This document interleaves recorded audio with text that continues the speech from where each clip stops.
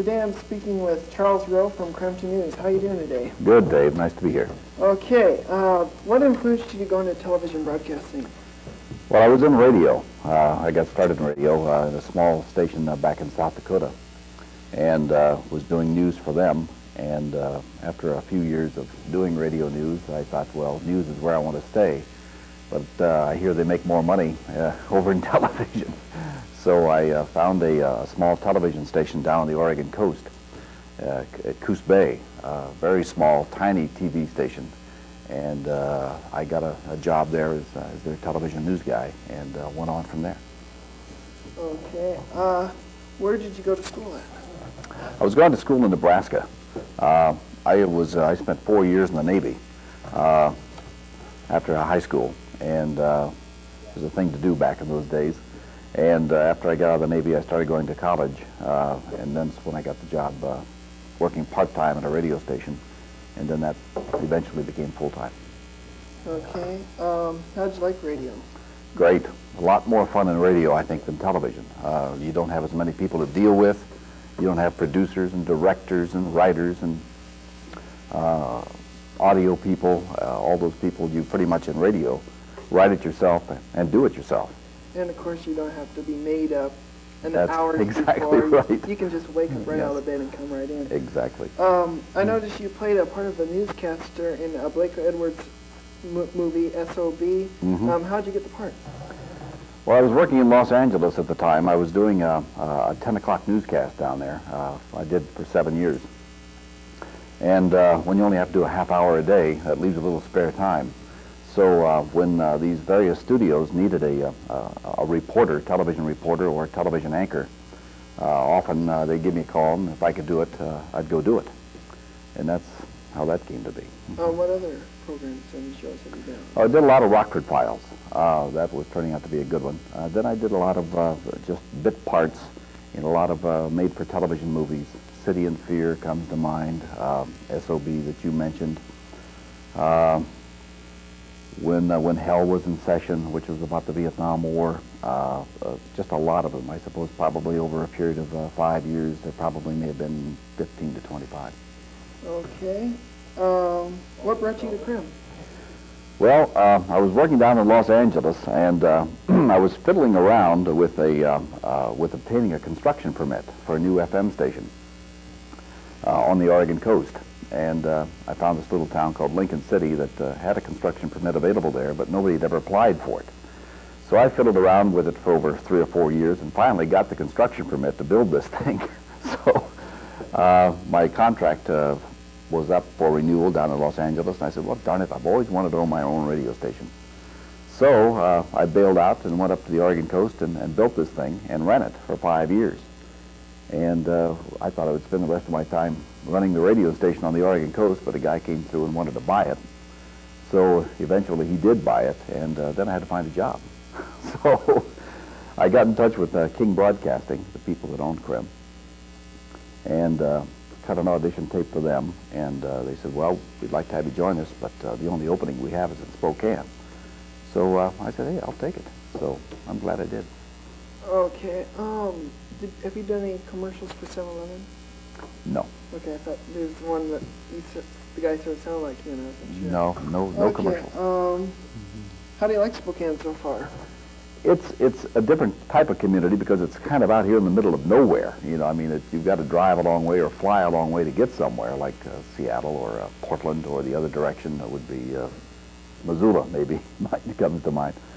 That's takes a little getting used to, but I enjoy it. The people have been very good. Okay, what kind of hobbies do you like to enjoy? Photography a little, and I read just as much as I can possibly lay my hands on, whether it's newspapers, books, what have you, and that takes up a lot of time, just trying to stay in touch with what the heck's going on in the world. Okay.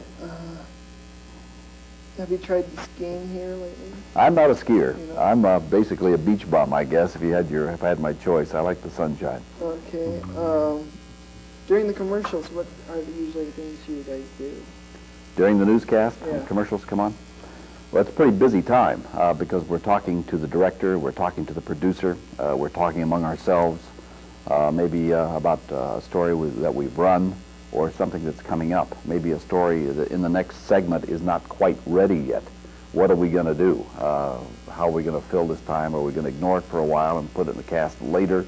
It's kind of a time to huddle and figure out where we are and where we're going with this thing.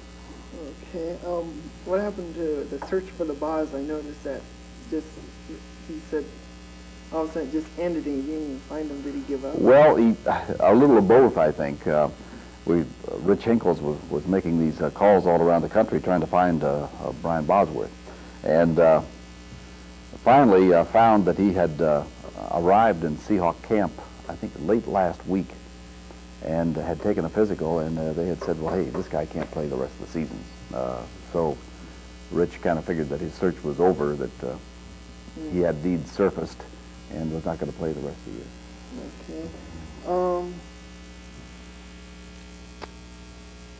Okay, I've already asked. You already answered that one question. What has been one of your most highlights of your career? Well, there have been a few. I think probably the thing that maybe that I can put my hand on and say has been good is that I've never had in my career to work for what we call a loser station. I've been able to work for stations that were very highly rated and were kind of the leaders in their markets.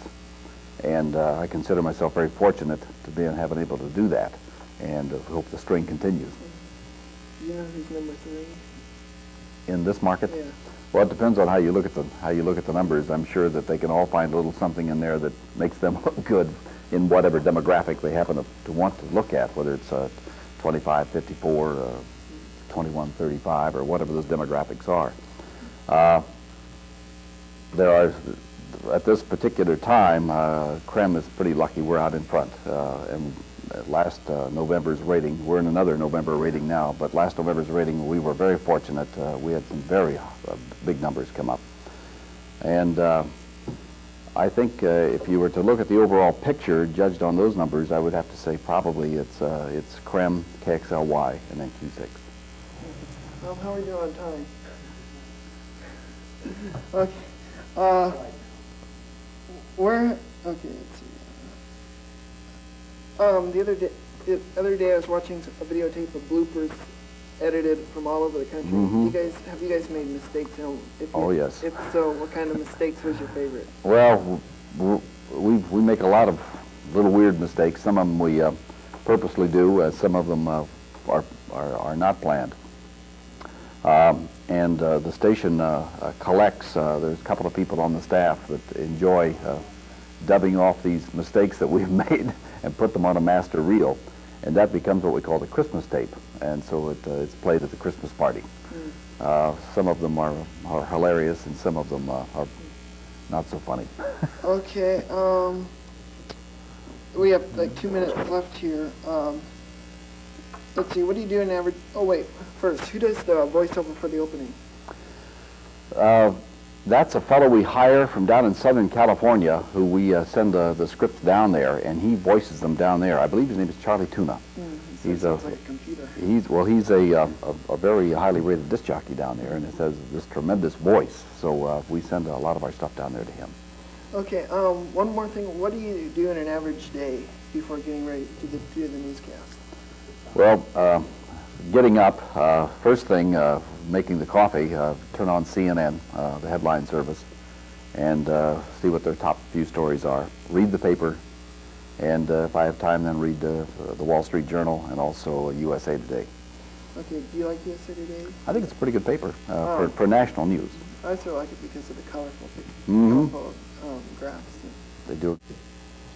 I would say the best thing to do is try to get some experience at a small station somewhere. Even if it's sweeping the floors, do it. And then from there on in, lean gently. Don't lean too hard. People will react negatively to that. And if you don't lean at all, you're not going to move forward. And one more thing, what's in your plans for the future? More of the same. I love doing television news. Okay, well, thanks for coming out here today, and thank you very much. Okay, thanks a lot, David. And that's it.